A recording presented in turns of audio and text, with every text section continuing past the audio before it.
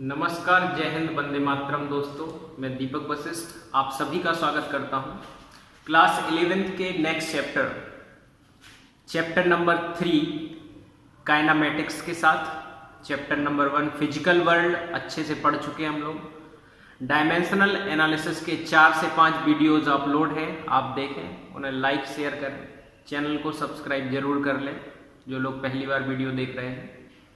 तो बच्चों, काइनामेटिक्स में हम लोग जो बेसिक्स हैं वो सभी चीजें पढ़ लेंगे यहाँ पे, और उनका यूज ब्रॉड वे में करेंगे पूरी फिजिक्स के अंतर्गत।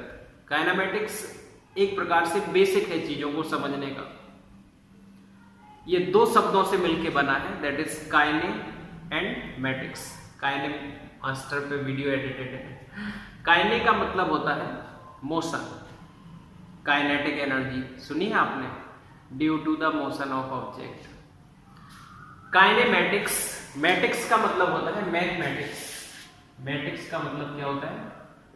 मैथमेटिक्स। तो मोशन की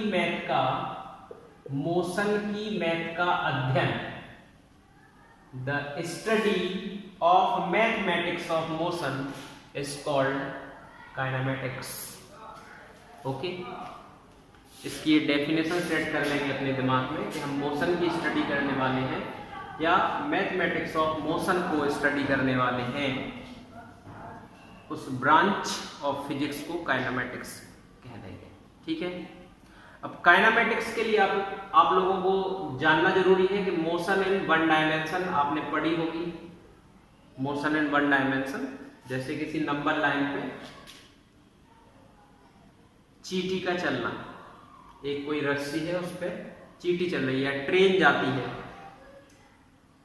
लीनियर मोशन या रेक्टिलिनियर मोशन, आप लोगों को बड़े अच्छे से ये नाम ध्यान होगा। फिजिक्स में जो लीनियर मोशन होती है उसी को क्या कहते हैं? Rectilinear motion. इसी की स्टडी इस चैप्टर में हम लोगों को करनी है।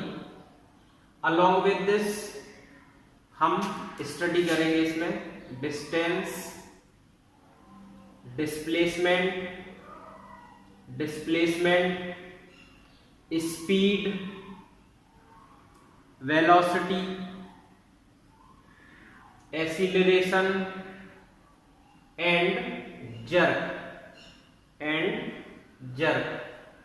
ओके, तो ये चीजें आप लोगों की सुनी हुई हैं, लेकिन इन पे जो क्वेश्चन पूछने का तरीका है अभी आपको इसी लेक्चर में पता चल जाएगा। ये आपके लिए नई चीज होगी। Okay, so friends, motion in 1 dimension के बाद, ये तो इस चैप्टर के बारे में हो गया। मोशन इन 2 डायमेंशन आप लोग पढ़ेंगे अगले चैप्टर्स में, जैसे कि आप लोग प्रोजेक्टाइल मोशन पढ़ेंगे। कौन सी मोशन?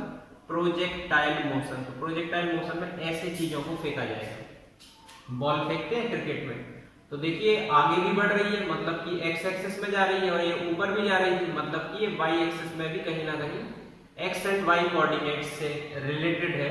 मोशन इन 2 डायमेंशन है projectile motion.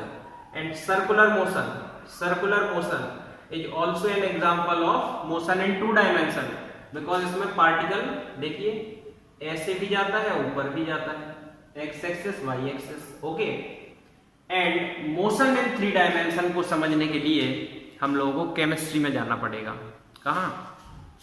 Motion in 3 dimension में समझने के लिए हमें पहुंचना पड़ेगा मोशन ऑफ मॉलिक्यूल्स। तो ये आप लोग केमिस्ट्री में ही स्टडी करें तो ज्यादा अच्छा लगेगा। फिलहाल अपना जो टॉपिक है मोशन इन 1 डायमेंशन, रेक्टिलिनियर मोशन, उसको हम लोग शुरू करेंगे डिस्टेंस, डिस्प्लेसमेंट से। ओके, और कंटिन्यू करके एक्सीलरेशन तक जाएंगे। ये आप लोगों के लिए सीक्रेट है, आप लोगों को खुद जानना है क्या है, मैं बता दूंगा। ठीक है, शुरू करें। तो डिस्टेंस क्या होती है? 9th 10th आप लोग पढ़ के आए हो। सिंपली डिस्टेंस क्या होती है? The total length of path covered. इस पर डायरेक्ट हम लोग न्यूमेरिकल लेने वाले हैं। बहुत अच्छा, थोड़ा सा रिवाइज कर लेते हैं, 1 मिनट लगेगा। The total length of path covered is called distance. Okay, its unit is metre.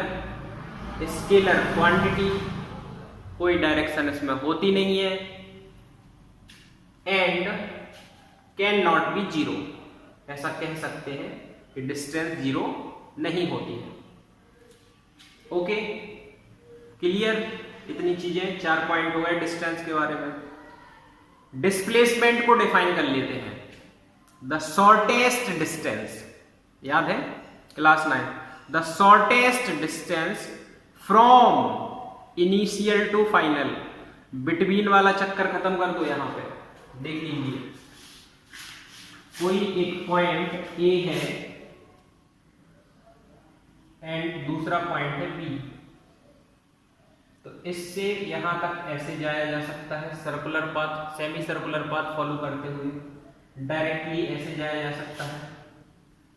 So this shortest path from initial to this final point will be called displacement, and this one will be called distance. Okay, this path 1 is representing distance and this path 2 is representing displacement. ये इनमें अंतर है from initial to final। एक कोई path 3 ऐसे भी हो सकता है कि ऐसे ऐसे घूमता हुआ कोई चला जाए। ओके, B पॉइंट पे ऐसे कोई घूमता हुआ या झूमता हुआ B पॉइंट पे पहुंचे, तो this one path is also distance between A and B.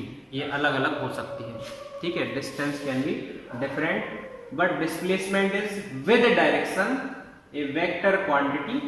Displacement is with direction a vector quantity having same units as distance that are metre. SR unit are metre. Okay, तो इस पे एक अच्छा सा numerical लेते हैं। यही बता दीजिए आप लोग कि ये कोई सर्कुलर पार्क है, ये कोई एक सर्कुलर पार्क है, इसमें A टू B पॉइंट पे जाना है, तो डिस्टेंस और डिस्प्लेसमेंट का रेशियो बताइए, जबकि इसकी रेडियस R है। ठीक है, there is a circular park of radius R, A to B semi circular path को फॉलो करते हुए जाएंगे, this will be called distance. A to B diagonally जाएंगे, this will be called displacement. Here the ratio of distance and displacement we have to find. तो लिखेंगे distance upon displacement. Distance is 2 pi r। पूरा कितना होता है 2 pi r, half of 2 pi r कर दो, आधा। अगर ये पूरा चक्कर लगाता तो 2 pi r, आधा लगाया तो half of 2 pi r मतलब कि pi r divided by displacement कितना हुआ डायगोनली 2r। ओके, R से R खत्म हो गया, पाई अपॉन 2, आंसर आ जाएगा रेशियो का pi ratio 2। Distance ratio displacement is pi ratio 2 in this particular problem. Okay, दूसरा क्वेश्चन ले, अच्छा टॉप का देखो, ये कोई एक क्या है क्यूब है, ठीक है। इस क्यूब में एक चिंटी यहां पे है, चिंटी वो ऐसे चलना शुरू करती है along positive direction of x axis, और इस पॉइंट तक चल के फिर ऐसे ऊपर जाना शुरू हो जाती है अलोंग वाई एक्सिस, और फिर ऐसे अंदर घुस जाती है along z axis। तो displacement of this चीटी, we have to find the displacement of this चीटी। इस चीटी का डिस्प्लेसमेंट आपको बताना है। एक तो डायगोनल अगर इसका मिला दे, इस बॉडी का जो डायगोनल है वो मिला दे तो हमें डिस्प्लेसमेंट पता चल जाएगा। √3a सीधा सीधा आंसर है।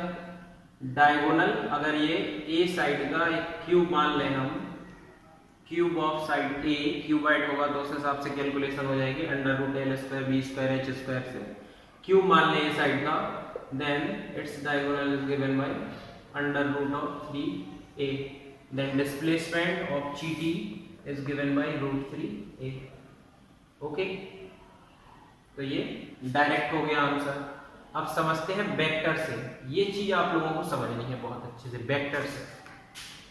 तो वेक्टर में अलोंग एक्स एक्सिस आई कैप लिया जाता, क्या लिया जाता, आई कैप, तो ये हो जाएगा a i. Along y axis positive direction of y axis है, तो ये भी ए ही है, बी लिख देते, वैसे ए है तो ए लिख दीजिए, and J cap. And Z axis में नेगेटिव है तो माइनस ऑफ ए के cap. So this is the displacement vector of this OP. OP vector is given by this one. OP vector is AI vector plus AJ vector minus AK vector. Okay, x axis, y axis and z axis. इसका magnitude निकाल दो, displacement पता चल जाएगा।